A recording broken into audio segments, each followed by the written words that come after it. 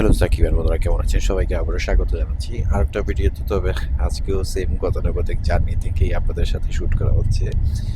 আহ, কাজের মধ্যে আছি যেহেতু, তাই জার্নির মাঝখানেই শ্যুটগুলো করা লাগছে। আমি গতকাল বিকেল 5টায় গাড়িতে উঠেছি, এখন সকাল 9টা বাজে। এতক্ষণে বাসায় পৌঁছে যাওয়ার কথা, বাট স্টিল বাসায় পৌঁছে আরও 4 ঘন্টা মতো লাগবে, রাস্তায় প্রচুর জ্যাম। যাই হোক, ভাবলাম আপনাদের সাথে কথা বলা উচিত। আমরা জানি যে শাকিব খান দেশে এসছেন, তার রকস্টার সিনেমার যে শুটিং সেকেন্ড লটের সেটা শুরু হওয়ার কথা ছিল। সেটা নিয়ে আমি আপডেট দেওয়ার জন্য আপনাদের সামনে হাজির হলাম। মালয়েশিয়াতে প্রথম লটের শ্যুট শেষ হয়েছে গত মাসে। আহ, এই মাসের এপ্রিলের শুরুতেই এটা শুরু হওয়ার কথা ছিল, বাট 2-1 দিন পিছিয়ে গেছে। গতকাল থেকে আর খবরটা হলো এরকম যে গতকালকে থেকে ঢাকায় আপনার ইনডোরে শুটিংটা শুরু হয়েছে। ইনডোরে শুটিংটা শুরু হয়েছে বলতে আমরা যতটুকু দেখলাম বা দেখতে পেলাম সেটা কিছু ছবি এসছে। তো সেখানে এটা দেখা যাচ্ছে ইনডোরে কনসার্টের শুটিং চলছে। যেহেতু আপনারা জানি এটা রকস্টার, এটা সম্পূর্ণ হবে আপনার কনসার্ট নিয়ে। তো সেই জায়গায় এই কনসার্টের শুটিংটা এটা বিএফএক্স এর কাজ থাকবে দেখে বোঝা যাচ্ছে। সেই জন্য তারা ইনডোরে শ্যুট করছে গ্রিন স্ক্রিন ইউজ করে। পরবর্তীতে হয়তো মাস পিপল গ্যাদারিংটা এখানে অ্যাড করা হবে। আর সেক্ষেত্রে এটা টিম যেটা ভালো মনে করবে, তাদের প্রাইভেসি সিক্রেসি নিয়ে একটা বিষয় আছে।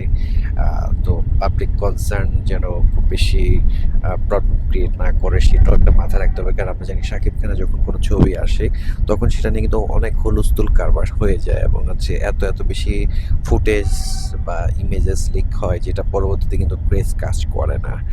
সো সেটার জন্য তারা হয়তো বা টিম আজমান রুশো এবং তার টিম সেটাকে চিন্তা করছে। তাদের প্রতিষ্ঠান নাম হচ্ছে পাইন হুইল ফিল্মস। সো তারা সেখানে সেইভাবে এটা করার চেষ্টা করছে। তো যেটা দেখাচ্ছে ইনডোর দেখেই বোঝাচ্ছে, সেটা আমার থেকে যেটা মনে হলো সেটা এফডিসিতে কোনো একটা ফ্লোরে শ্যুট হচ্ছে, এবং সেইখান থেকেই সে বাকি পরবর্তী কাজ বাংলাদেশ বিভিন্ন লোকেশনে করা হবে। তো আমার মনে হচ্ছে এখানে অনেকেই বলছেন, আপনারা যারা ভক্ত আছেন, কেন আর্মি স্টেডিয়ামে করা হচ্ছে না? আর্মি স্টেডিয়ামে যদি একটা কনসার্ট করা হয় তাহলে সেখান থেকে তো অডিয়েন্সকে রিয়েল লাইভ শ্যুট করা যেতে পারে, যেমনটা আমরা তাণ্ডবে দেখেছিলাম রাজশাহীতে। আপনার যেখানে শ্যুট করা হয়েছিল সেখানে প্রায় 750+ অডিয়েন্স ছিল। লাস্টে যখন উনি ওই থেকে সিকোয়েন্স থেকে বের হয়ে আসছিলেন, হাত তুলেছেন সবার উদ্দেশ্যে। হ্যাঁ, সো সেটার মতো তো আর এটা না। এখানে যেহেতু আপনি রকস্টার চিন্তা করবেন, সেখানে 500-600 মানুষ দিয়ে তো হবে, এখানে হাজার মানুষের প্রয়োজন আছে। সো এখন বিষয়টা হলো, শাকিব খানের যখন কোনো শ্যুট হবে, আমাদের বাংলাদেশের আসপেক্ট ওরকম না।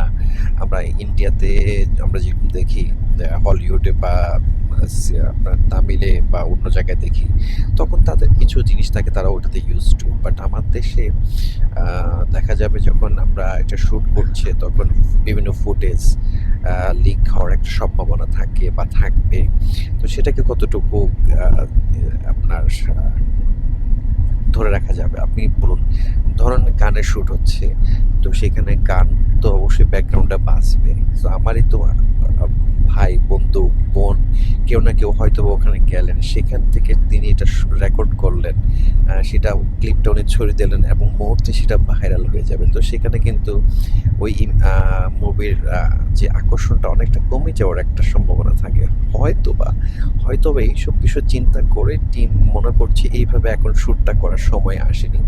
যদি প্রয়োজন হয় অবশ্যই সেটা করা যাবে, করা যেতে পারে, কোনো ব্যাপার না। আর যদি এরকম মনে হয় যে কনসার্টের ক্ষেত্রে আমরা আর্মি স্টেডিয়াম কেন, আমরা অন্য কোনো স্টেডিয়ামে করবো বা ওপেন প্লেসে করবো, সেখানে শুধুমাত্র জাস্ট একটা অ্যানাউন্সমেন্টই যথেষ্ট। হাজারো সাকিবিয়ান সেখানে চলে যাবে, তাই না? কিন্তু কথা হলো, কতজনের ক্যামেরা বন্ধ রাখা যাবে? এত তো সিকিউরিটি টিম এত কিছু মেনটেন করতে পারবে না। মোবাইল রেখে, মোবাইল সিজ করে তো আর শ্যুট করা সম্ভব না সবার, কারণ কয়েক হাজার মানুষ যাবে, সবার মোবাইল তো সিজ করে মেনটেন করাটা টাফ হয়ে যাবে। হয়তোবা সেটার সময় হলেই করা যেতে পারে, সিদ্ধান্ত আমরা দেখতে পারবো। তো আমার মনে হয় এইসব কথা এখন এগুলো চিন্তা না করে শুটিংটা ভালো করে হোক। আসছে ঈদের আকর্ষণ রকস্টার, সেটা ভালো করে করে শ্যুট করা হোক, সেটা ভালো করে মেক করা হোক, গান ভালো হোক। আর যেহেতু এটা ডিফারেন্ট জনরার একটা মুভি আসতে যাচ্ছে, এরকম জনরার মুভি বাংলাদেশে তেমন একটা হয়নি, বলতে গেলে হয়নি।